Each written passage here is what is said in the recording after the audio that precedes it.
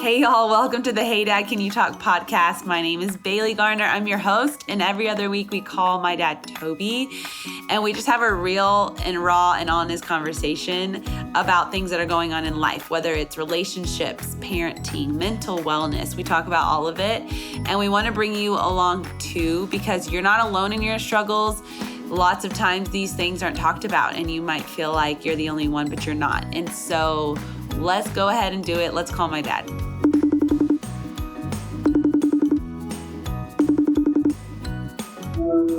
Hello, Bailey.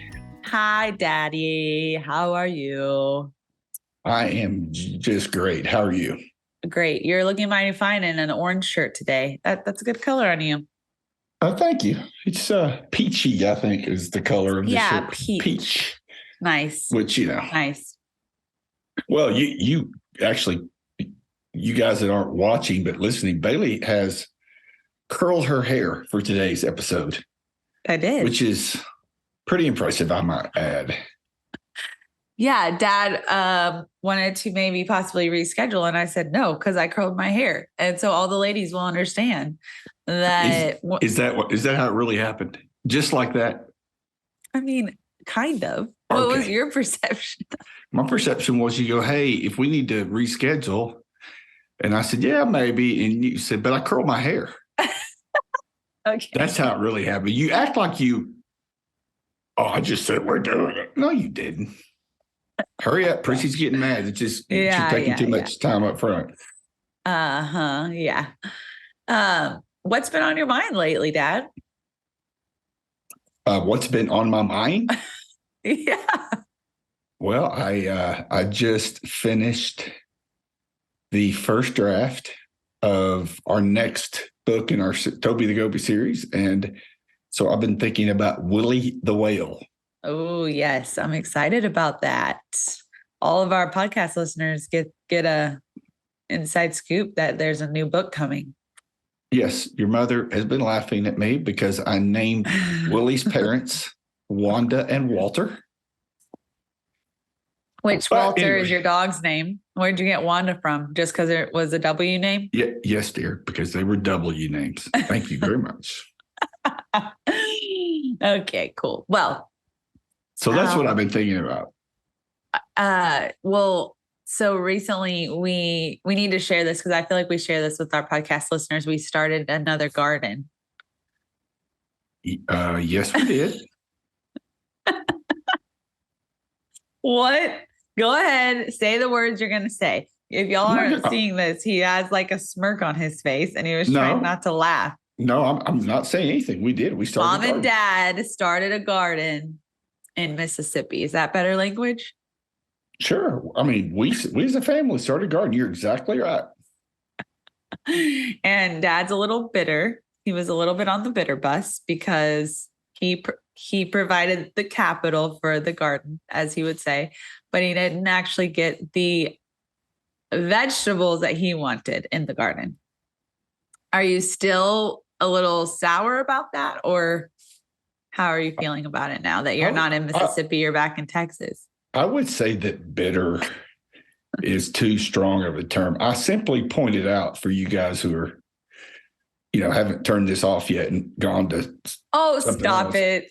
That it's interesting that I was the instigator and financial supporter of the garden. And it wasn't that I didn't get the vegetables I wanted. It was I got nothing that I wanted. And the reasoning behind why I got nothing that I wanted was the things that I like. Well, they just produce a lot and I can't keep up, which I thought the point of the garden was production. So anyway, let's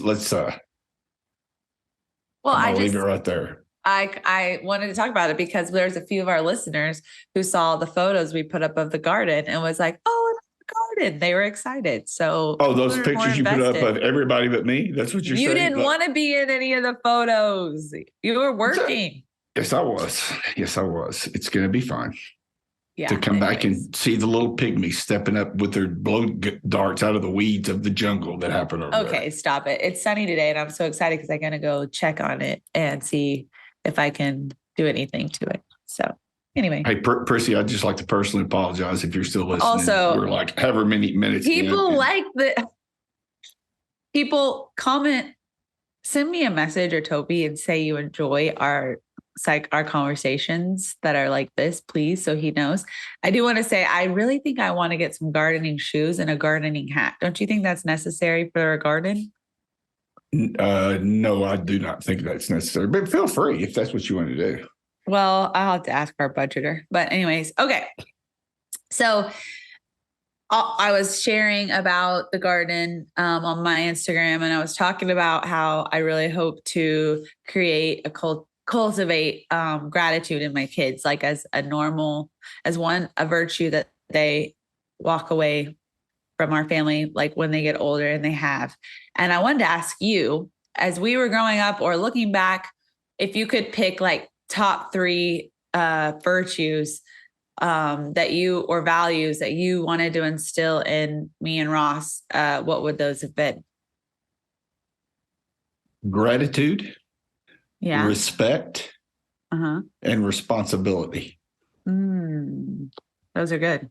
So how did you do that? Because I feel like Grant and I have really he really wants to create some like 3 to 4 of our key pillars that our family, that we instill into our family. And we've gone back and forth because I feel like we both have there's so many that you could pick from, and there's so many things that I hope my kids are or have. So how did you narrow it down? I think those are just things I value. And you begin with the end in mind. It's like, as a parenting it's all about beginning with the end in mind. What's going to help my child be successful when they leave my house? So, I understand this whole thing about, I'm so sad my kid is growing up, but like, that's the job. Yeah. The job is to release them as adults who will function successfully in the world. And it doesn't matter if you're an insurance broker or a stay-at-home dad or a female CEO professional. It doesn't matter what your vocation is. Those 3 values are going to serve you well and help you be successful. And so, science proves that gratitude is, there's a direct correlation between your mental wellness and gratitude. And gratitude is not come naturally for most of us. And so we have to cultivate it in our lives. It has to be a regular part of our lives, or we are going to focus on what we don't have, not what we do. How are you intentional with gratitude? I spend some time every day making sure that I spend at least a few moments in the Bible, reading some passage of scripture in a time of prayer, and in that prayer, always beginning with things that I'm grateful for. And sometimes I write them down. I have a little journal, and then I've used a digital journal as well, and I write those things down. And sometimes I don't, but I try to make it a habit of every day making sure that I am, to the one who is giving it to me, I am grateful. I think I can overcomplicate gratitude, because I want to have like every single day, I want to change the things I'm grateful for. And I want to like create, and I want to have these like deep things I'm grateful for every day. But I think that recently, because one thing Grant does is he says, every time he gets in his car, he says he thanks God for his car, or every time he lays down in his bed, he thanks God for the bed, for that we have a bed. And sometimes I'm like, well, of course we're thankful for those things. But I feel like God's been talking to me about, it can be those things that like you think are simple, but we take them for granted. So they actually are really big things, but we just get to use them every day, and I think too, I go through seasons of being grateful for the same things, like my kids' health, or, just my family in general. And that God doesn't get tired of hearing that we're grateful for the same things over and over. Because sometimes I want to like put myself to be the best at gratitude. Shocker. And wow. Shocking. Well, let me tell you a story. When we moved back to the Metroplex from Oklahoma, that was in 1992. One of the things we were excited about was we were living in state so we could get season passes to Six Flags when y'all were small. So we bought these season passes because you got them for next to nothing back then. Right. If you were in state. And the first time we took you guys, we went and we did it up big and eating all the food and riding all the rides. And on the way out that night, they had these necklaces they were selling that glowed in the dark. They glow in the dark.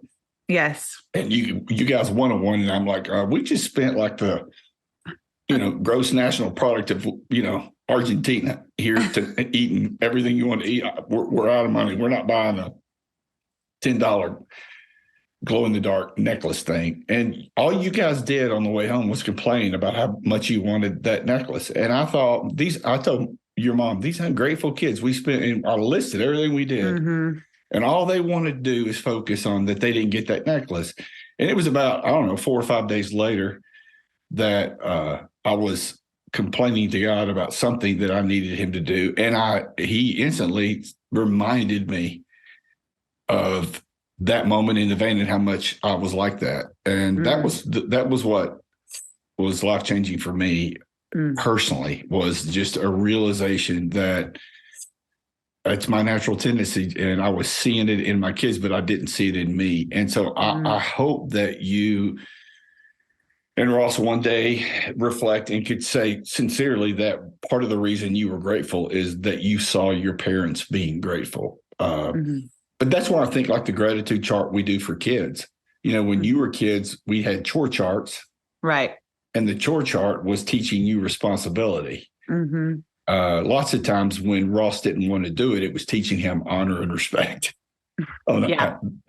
But we back then, because I didn't really make the connection between mental wellness and gratitude, I just think what we're doing now would have been, in addition to a church chart, there should have been a gratitude chart. And every day we're gonna fill it in with something we're grateful for, and have the same kind of reward system with young kids because it gets them in the rhythm. It breaks that pattern that's in all of us to focus on what we don't have. That's good. I like that. That's where all of that came from. So did you and mom like sit down and come up with these values, or was it just like over time? Like how could we be intentional in our family so that we are focusing on some certain things we want our kids to have in them? Well, a few calls back in episodes back of this podcast, we talked about this first of the year thing that we do. And I think ours evolved out of that first of the year thing. Mom, your mom, who is, unbelievable, and as deep a well of wisdom and grace and full of the Spirit, all those things, she doesn't think like me. And because of what I have done for a living for all of these years, I've always thought in terms of what's the big picture. And so I was probably the leader in some of that. I was in saying, man, here's what I think our family should be. And most of ours were born out of, honestly, just like anyone else, negative situations. Ross talking back to his mom when he's little and in a demeaning way, and me telling him, you're a slob. That's not how we treat women. We respect people. That's what we do. And so, it's born out of Six Flags trips and those kind of negative situations where it just, oh no, these are going to be our values. And the thing is, if everything's important, then nothing's important. If like you could have 10 values as a family, which would be great, but I don't know how you kind of use 10 as a filter. For me, I'm taking the cookies on the bottom shelf. I pick 3, and there's others that are great, and those 3 wouldn't be someone else's 3. But then I can make decisions, not in the heat of the moment, but I can make decisions through that filter because we've already decided that's what our values are going to be. Yes. That's good. So you commented on how you kind of in a situation and how you cultivated respect. What about responsibility? What were some things that y'all did Well, that intentionally? for us, a lot of that was, a weekly allowance that you guys got based upon certain things that you did or didn't do. We had a value that we were never going to bring you homework that you had forgotten to school. That, part of that is just, and it's hard, but it's allowing your kids to experience in a controlled environment the pain of irresponsibility.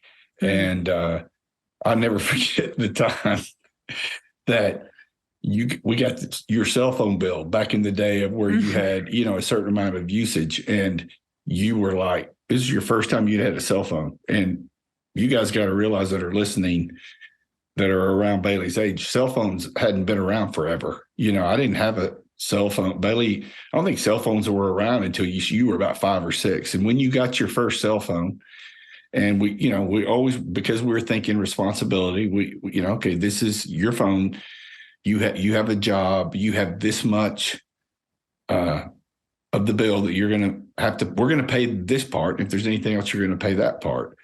And like the bit, it was like 3 times what we were going to pay. It was something crazy how over you had gone, and Mom was so scared.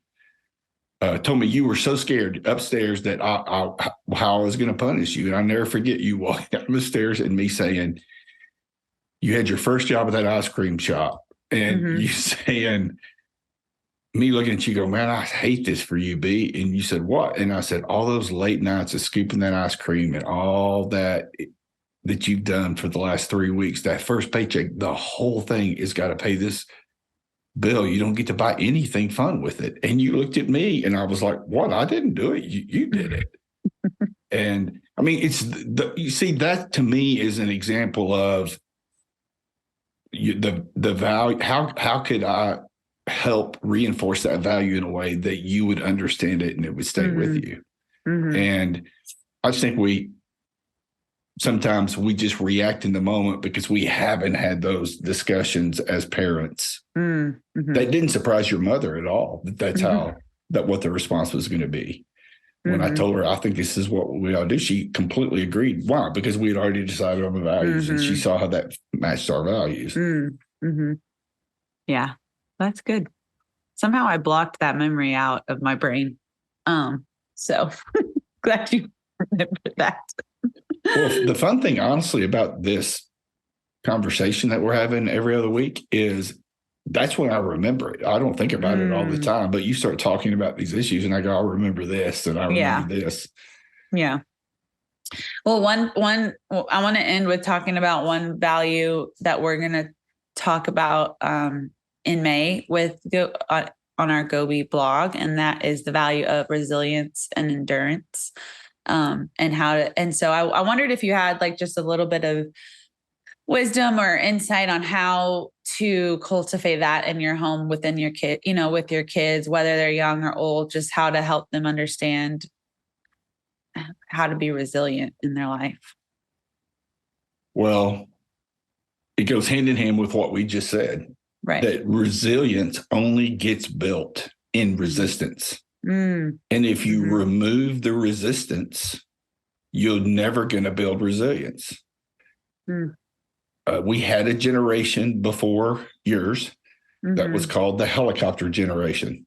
And it was was a style of parenting. We're just kind of hover and be too involved in your lives. And the reaction to that has now been the lawnmower generation, where it's not hovering, it's I'm going to clear the way and make it as easy for you as I can.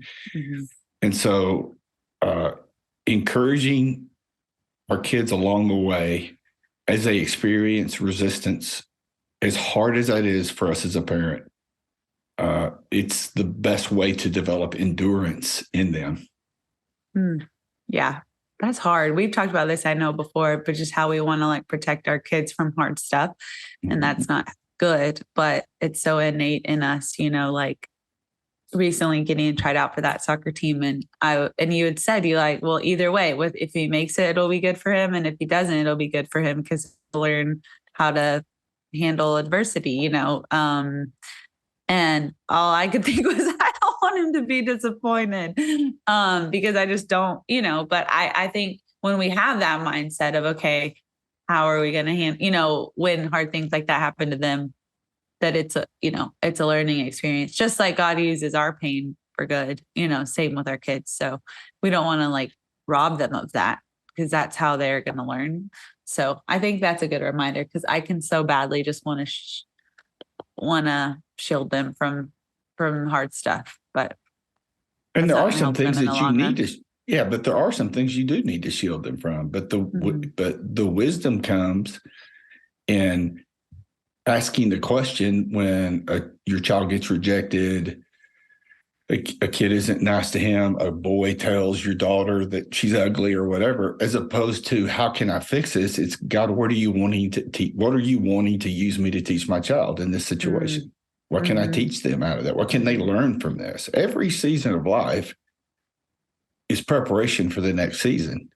And resiliency built in this season will serve you well, will serve your child well in the next season. And that's true whether it's a season of elementary school to the wonderful years of adolescence, or whether it's your adolescent years into your young adult years, those seasons as well. If we as parents see those as seasons, parent in the proper season and see this preparation for the next season, resiliency is one of those lost disciplines, lost character traits that has to be cultivated, because we're not naturally endurance athletes.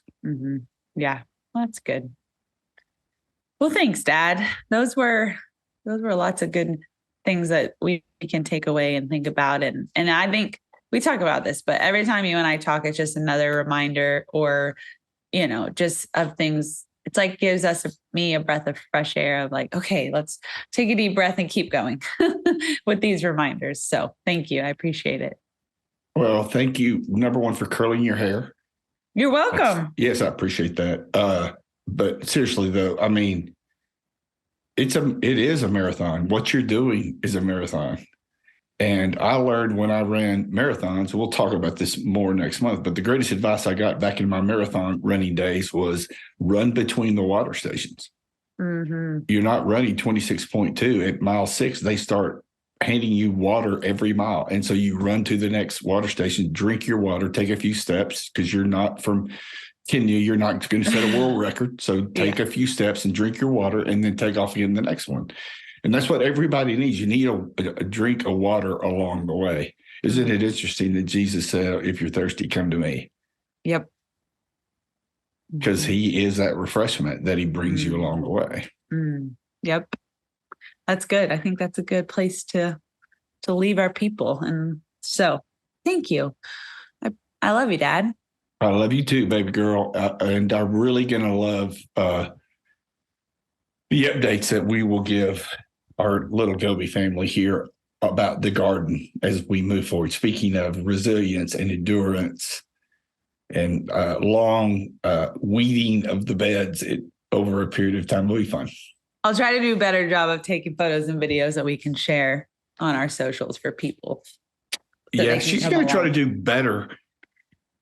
But the reason that you got none last year is because it would affirm everything I've been, and you would be saying, oh, he was not exaggerating. He wasn't just giving her a hard time. The weeds were bad. I agree. Yes. But this year it's going to be better. Well, okay. I love you. Love you. Hope y'all have a great, great day. Hope you too. Hope you take a big old gulp of fresh air and enjoy your weekend. I will. You too. Love you. Love you. Well, that was just a delightful episode, wasn't it? I can just easily get distracted and forget what our family values. And I think that was a good reminder to just like step back and assess what we are focusing on as far as what we're instilling in our kids. Because like Dad said, I can try to do everything and then I'm not doing I'm not doing it all well, So that was a really good episode. that I needed the reminder personally. I'm going to add the gratitude chart that Dad talked about in the show notes. So I challenge you, just like he challenged us, to make it like a daily practice for your family of talking about what you're grateful for, whether it's writing it or talking about it on the way to school or at the dinner table. And I know that if your kids are like mine, they're like, oh, why do we have to do this again? But there's a lot of things that I did growing up, my parents did with me that I was rolled my eyes at, and now I'm grateful they did. And I feel like this is one of those things that will really build a firm foundation for our kids, and they'll look back on it and be like, you know what, Mom and Dad were right. And that will feel good to hear that I'm right. So anyways, that is your challenge and your dinner table topic that we talk about on most of these outros, is talking about 3 things you're grateful for from the day. So yeah, I love y'all. I'm super grateful that you guys are listening today. Share this episode with a friend. Go and like it on our YouTube, or make sure you're subscribed to get every episode on your favorite podcast platform. And make sure you're signed up for our newsletters, because we have some new things coming. We have a new resource that goes along with our 40 IAMs that I know you're going to love. We are eventually going to be getting some new merch, new shirts and things that we're going to be releasing. And I just want to make sure that you guys have the first look into all of it. So we love you, our Gobi fam, and we will see you not next week, but the next. Bye.